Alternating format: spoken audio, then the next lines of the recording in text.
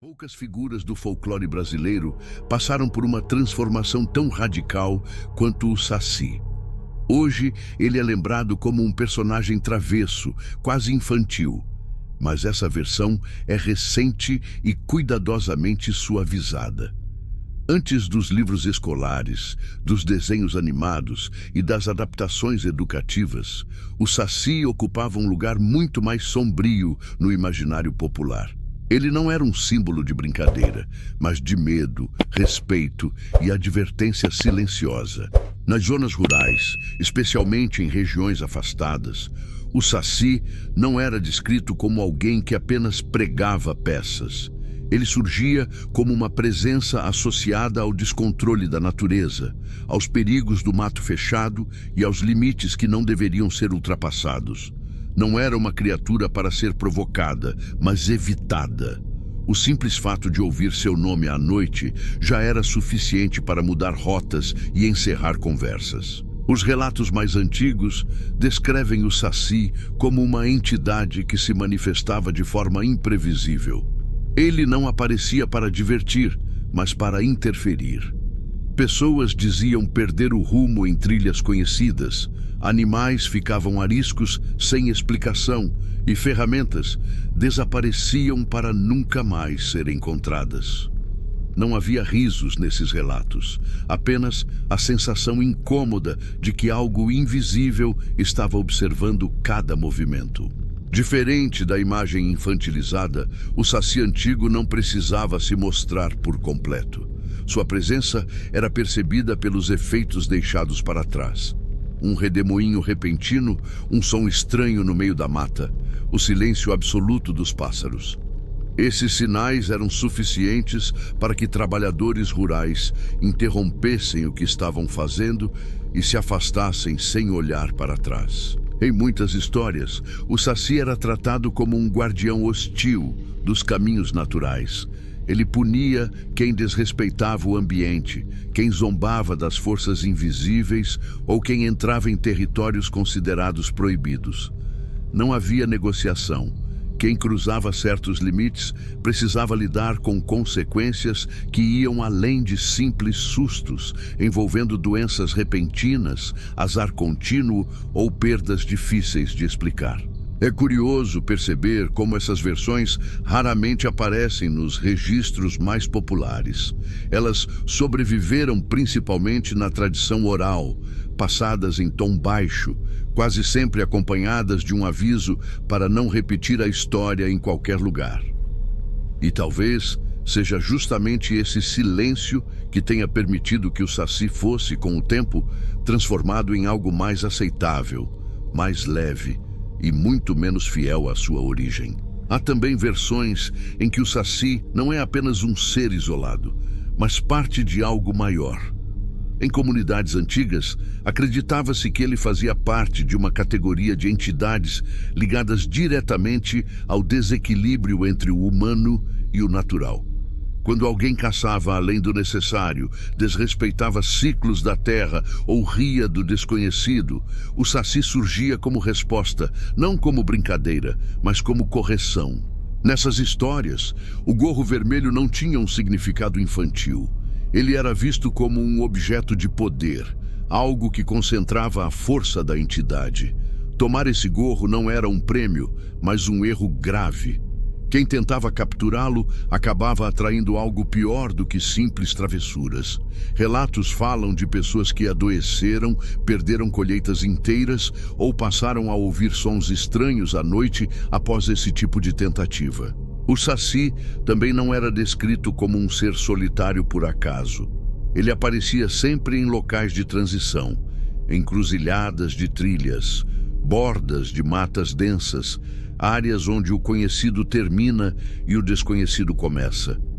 Esses espaços eram considerados perigosos justamente por não pertencerem totalmente a ninguém. O Saci existia ali como um aviso vivo de que nem todo caminho deveria ser seguido.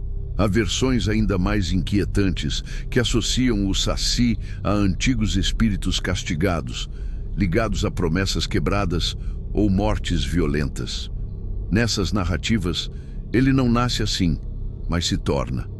um ser preso entre mundos, condenado a vagar sem descanso, interferindo no caminho dos vivos como reflexo de sua própria condenação. Essa leitura aproxima o Saci de outras figuras sombrias do folclore, muito distantes da imagem infantil atual. O medo que ele provocava não vinha de ataques diretos, mas da instabilidade que trazia. Nada era imediato. As consequências surgiam aos poucos, como se algo tivesse sido desajustado.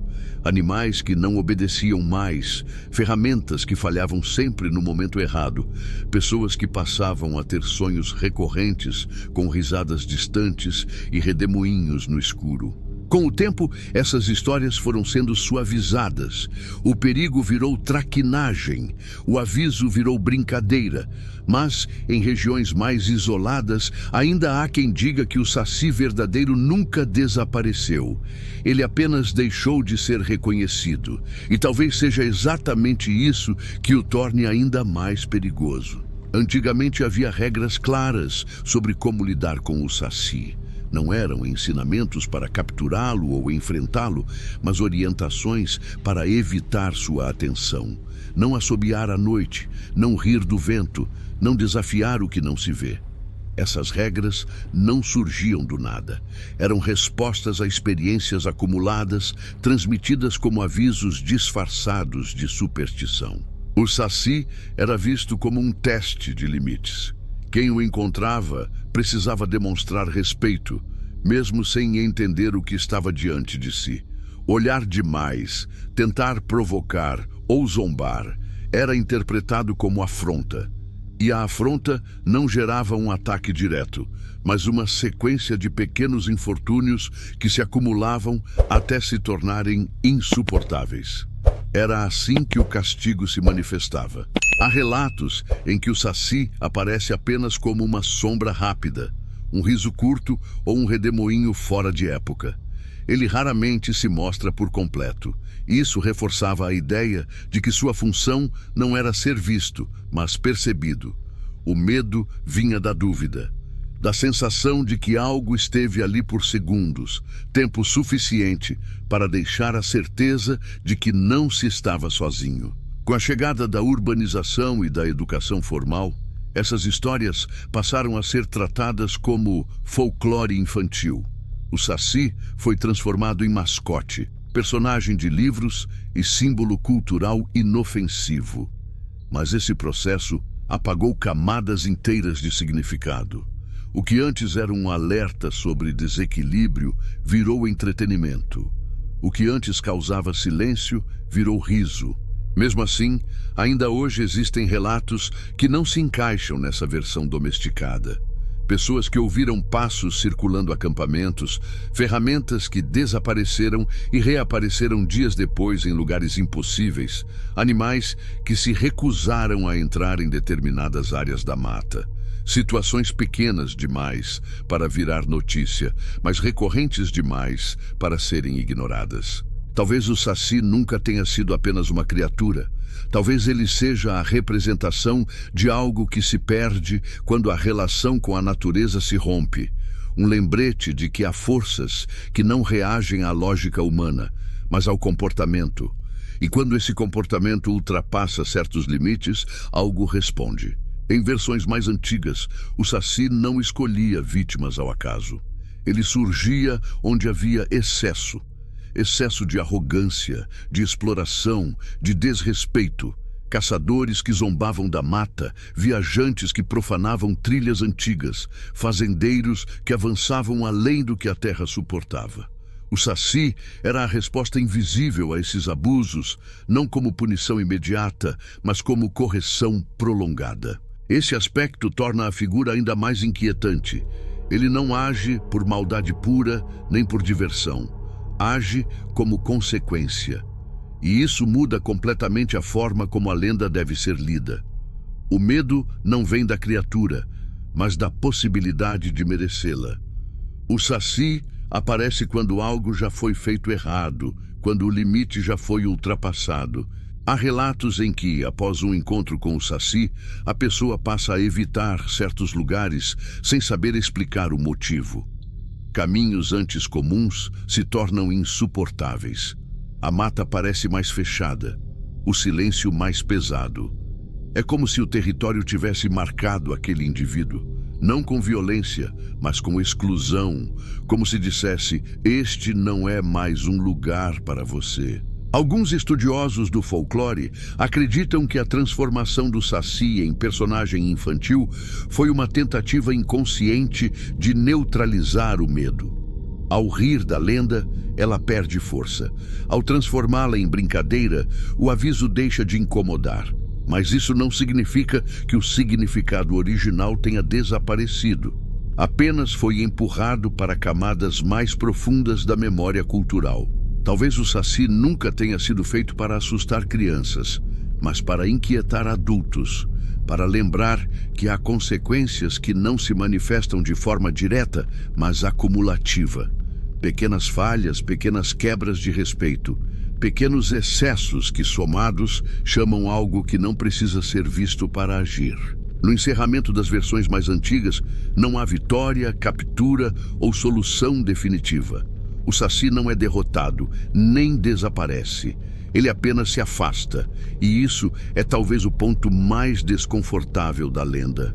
Não existe sensação de alívio, apenas a impressão de que algo foi observado, avaliado e, por ora, decidiu não interferir mais. Essa ausência de conclusão reforça a ideia de que o Saci não pertence a uma narrativa comum de herói e vilão. Ele existe como presença, como um limite invisível que, uma vez ultrapassado, não pode ser desfeito com pedidos de desculpa ou promessas tardias. O encontro não encerra nada, apenas marca quem o viveu. Quando olhamos para a versão infantilizada do Saci, percebemos o quanto essa camada sombria foi diluída. O medo foi substituído por carisma, o aviso por travessura. Mas sob essa superfície permanece a estrutura original, a de uma entidade ligada ao desequilíbrio, à quebra de regras não escritas e à resposta silenciosa da natureza. Talvez seja por isso que, mesmo hoje, o Saci continue presente no imaginário brasileiro, não como um personagem de histórias para crianças, mas como algo que retorna quando o respeito se perde. Ele não precisa mais assustar para existir. Basta ser esquecido. E talvez a versão que ninguém conta seja justamente essa. O Saci não mudou. Nós é que mudamos a forma de olhar para ele. E enquanto isso acontecer, a lenda continuará viva. Não nos livros infantis, mas nos silêncios, nos desvios de caminho e naquela sensação estranha de que algo não gostou da nossa presença. Se essa versão do Saci te fez repensar o que você aprendeu sobre o folclore brasileiro, vale deixar sua impressão nos comentários.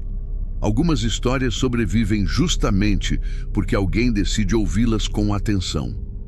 E se você quer continuar explorando os lados menos conhecidos das nossas lendas, acompanhar o canal é a melhor forma de não perder os próximos arquivos que ainda não foram suavizados pelo tempo.